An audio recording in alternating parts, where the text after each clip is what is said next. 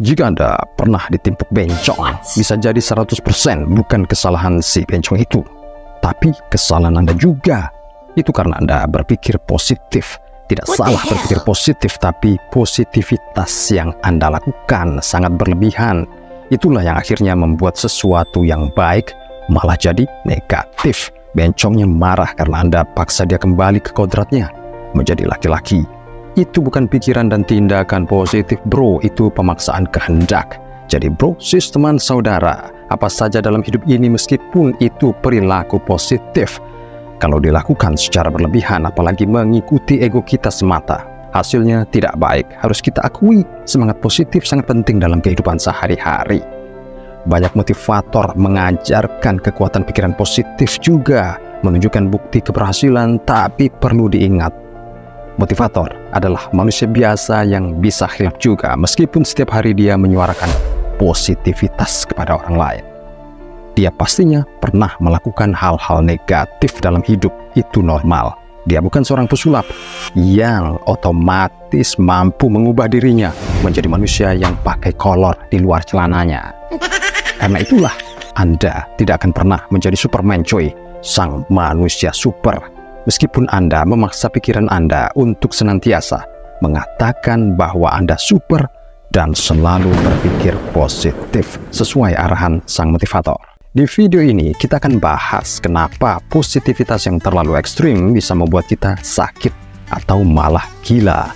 Kenapa kita perlu mewaspadai ledakan diri yang tidak terkendali, dan bagaimana caranya melepaskan diri dari positivitas yang salah kaprah ini.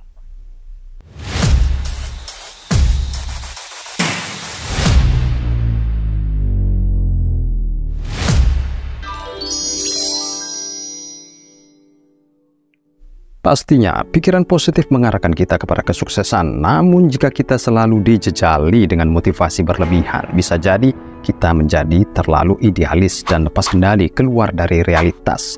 Sering terjadi ketika kita mendapati kata-kata mutiara di media sosial tanpa mempertimbangkan konteksnya. Kita terpana dengan keajaiban pikiran positif dan berpikir semua ini benar, bahkan meyakini mutlak benar.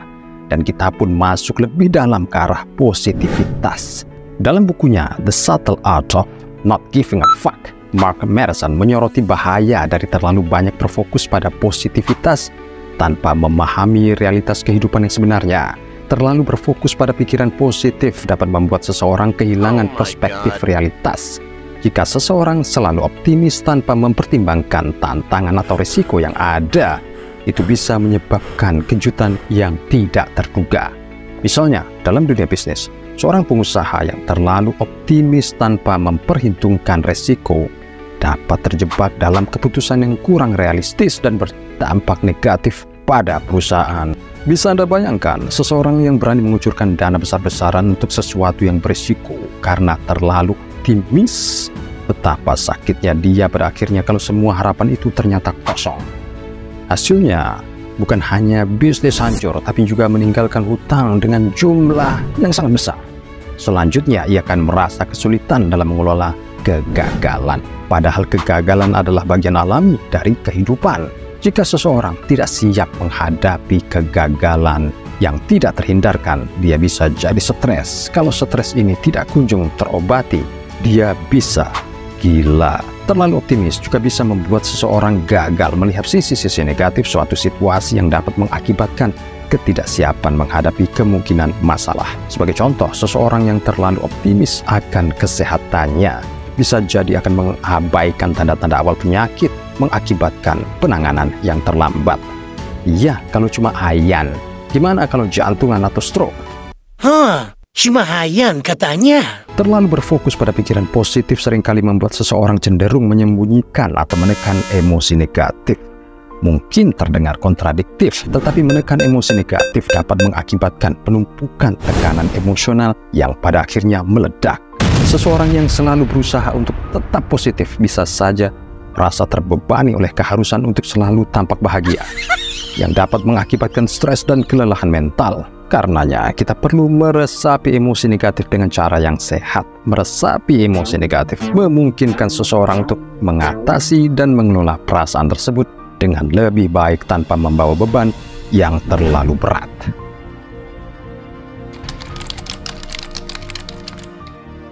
Sekarang ini, tren motivasi pagi sedang marak-maraknya. Jika kita selalu mengandalkan motivasi pagi untuk memulai hari, ini bisa menjadi beban tersendiri, terutama saat kita berharap segala sesuatu harus berjalan sempurna, seperti yang banyak disampaikan oleh para motivator.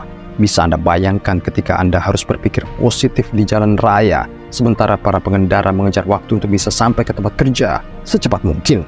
Anda harus berkendara dengan santun, dan karena Anda selalu berpikir positif untuk memposisikan diri Anda sebagai orang baik, Anda tidak perlu menegur orang yang tiba-tiba menyeberang jalan secara serampangan. Di saat itu, bahkan seorang alim pun akan berteriak memaki orang ini demi keselamatan orang itu sendiri dan juga pengendara lain.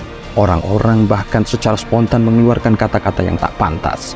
Di menit-menit itu, kita perlu berlaku negatif karena kondisinya mengharuskan kita berlaku seperti itu. Jordan Peterson, psikolog terkenal, mengingatkan bahwa kita harus realistis dalam menetapkan harapan dan tidak selalu mencari kebahagiaan instan. Jadi, tempatkan sesuatu sebagaimana mestinya. Dengan sedikit mengeluarkan emosi yang wajar, tidak akan merusak hari yang menurut Anda penuh berkah dan indah ini. Positivitas berlebihan dapat menciptakan efek palsu di mana kita mencoba menyembunyikan perasaan negatif. Ini seperti menyembunyikan bom waktu di dalam diri kita yang bisa meledak kapan saja. Brene Brown, peneliti motivasi dan ketahanan, menekankan pentingnya menerima dan mengatasi perasaan negatif daripada mencoba menyembunyikannya. Berbicara secara umum tentang konsep efek positif palsu bisa merujuk pada situasi di mana seseorang menyembunyikan atau menutupi perasaan negatif mereka dengan menampilkan gambaran positif yang tidak sesuai dengan keadaan sebenarnya. Contoh efek positif palsu dapat termasuk seseorang yang merasa terbebani atau stres di tempat kerja, tetapi terus menunjukkan senyuman dan optimisme di depan rekan-rekan mereka. Hal ini mungkin dilakukan karena mereka khawatir tentang persepsi orang lain terhadap mereka, atau karena alasan lainnya. Lebih baik bersikap apa adanya, bro. Kalaupun terpaksa memanipulasi negativitas ini untuk menunjukkan positivitas, tidak masalah melakukannya dengan wajar, karena emosi yang lama tertahan bisa meledak kapan saja. Sampai kapan seseorang kuat main drama untuk selalu bersikap positif setiap waktu? Ketika kita terlalu fokus pada positivitas, kita mungkin merasa terbebani untuk selalu tersenyum dan tertawa. Padahal, di balik tawa positif itu bisa saja ada kelelahan emosional yang tersembunyi. Richard Wiseman, psikolog yang terkenal dengan risetnya tentang keberuntungan, mengingatkan bahwa penting untuk memberi ruang pada emosi yang sebenarnya, bukan hanya menunjukkan kesenangan semu. Mungkin beberapa kita merasa pelawak adalah orang yang paling berbahagia di dunia. Setiap hari, setiap saat hidupnya penuh dengan canda tawa. Tapi dunia pun terkejut ketika komedian Robin Williams meninggal bunuh diri akibat depresi berat. Juga ada beberapa pelawak Indonesia yang meninggal karena stres. Gepeng misalnya, pelawak terkenal pada masanya, meninggal karena penyakit liver akibat sering mengkonsumsi alkohol.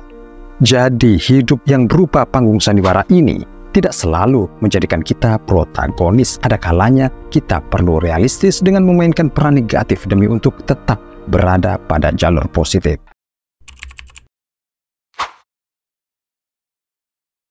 Pertama, beri izin diri Anda untuk merasakan emosi negatif. Menjadi negatif sementara waktu tidak akan membuat kita menjadi antagonis, malah sebaliknya, dia akan menyeimbangkan kehidupan kita dengan kewajaran saat kita bersifat positif dalam keseharian. Kedua, realistislah dengan harapan dan target. Segala afirmasi positif yang memaksa kita untuk mempercayainya jangan sampai menjebak kita menjadi orang yang tidak masuk akal dalam segala hal. Kita harus mampu mengubah pikiran instan simsalabim menjadi pikiran yang berproses dengan hal-hal positif yang kita lakukan berdasarkan kewajaran.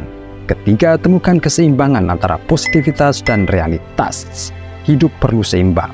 Jika kita ingin mendapatkan sesuatu dengan cara positif, ada proses yang perlu kita lalui dan hal-hal negatif sebagai penyeimbang perlu kita lakukan dengan tanpa ada tujuan untuk menjadi negatif dalam keseharian. Matthew McConaughey, aktor dan motivator, menyarankan untuk menciptakan ruang bagi kegagalan dan kesulitan sebagai bagian dari perjalanan hidup yang sebenarnya. Jadi sobat positif, jangan sampai semangat baik kita malah membuat hidup kita jadi lebih sulit. Mari mencoba mencapai keseimbangan yang sehat antara positivitas dan realitas.